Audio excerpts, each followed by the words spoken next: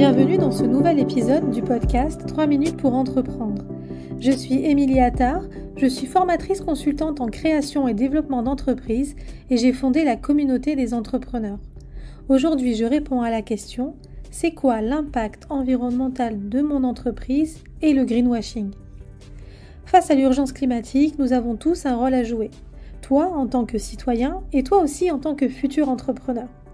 Alors, dans quelle mesure une entreprise peut-elle agir sur le climat et quelle est la limite entre la véritable action et le greenwashing ? Toute entreprise, quelle que soit sa taille, son activité, son implantation, a un impact sur l'environnement. Et tout l'enjeu de l'entrepreneur engagé que tu es est de parvenir dès la conception de ton projet à intégrer des bonnes pratiques pour faire de ton entreprise une entreprise dont l'impact environnemental sera le plus faible possible. Mais alors, que se cache-t-il derrière cette notion d'impact environnemental ? Eh bien, on va retrouver la notion du nombre de kilomètres parcourus par le produit que tu proposes. On peut aussi se poser des questions sur les conditions de fabrication de tes produits, les conditions de travail, la pollution des eaux, la gestion des déchets, des matières premières, qui sont en lien avec ton activité. Et ça, que tu produises toi-même ton produit ou ton service, ou que ce soit de l'achat-revente. On va aussi parler des engagements pris par ton entreprise, au sein même de ses locaux, concernant les matériaux utilisés pour les emballages par exemple, si tu peux par exemple aller vers le zéro déchet. Autant de notions qui, au fil des années, sont passées de tendance à carrément indispensables. Je t'invite donc à engager une véritable réflexion autour de ce sujet. Pose-toi les questions suivantes.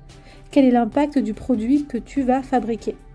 Comment mettre en place une bonne gestion des déchets qui sont produits ou pas par mon entreprise ? Comment limiter les déplacements de tes futurs salariés ou même tes propres déplacements, toi, en tant qu'entrepreneur ? Quels sont les emballages que tu vas utiliser ? Quelle énergie vas-tu utiliser au quotidien au sein de ton activité ? Comment économiser l'eau au sein même de tes activités ? Ton activité va-t-elle produire des gaz à effet de serre et comment est-ce que tu peux les éviter ? Les bonnes pratiques en matière d'impact environnemental sont beaucoup plus faciles à prendre en compte lorsque l'on est dans une phase de construction de projet, de mise en place de l'activité. C'est bien plus compliqué lorsque l'entreprise est déjà en activité de venir modifier des habitudes, des politiques d'achat ou de sourcing. Alors il faut quand même faire attention à ne pas faire ce que l'on appelle du greenwashing, en français de l'éco-blanchiment. Le greenwashing, c'est quand une entreprise communique sur des actions ou des pratiques visant à réduire son impact environnemental, mais qu'en pratique, il ne se passe pas grand-chose. N'oublie pas que tes futurs clients ne vont pas se contenter de l'image que tu renvoies, ils voudront des preuves de tes engagements. Allez, c'est à toi de jouer.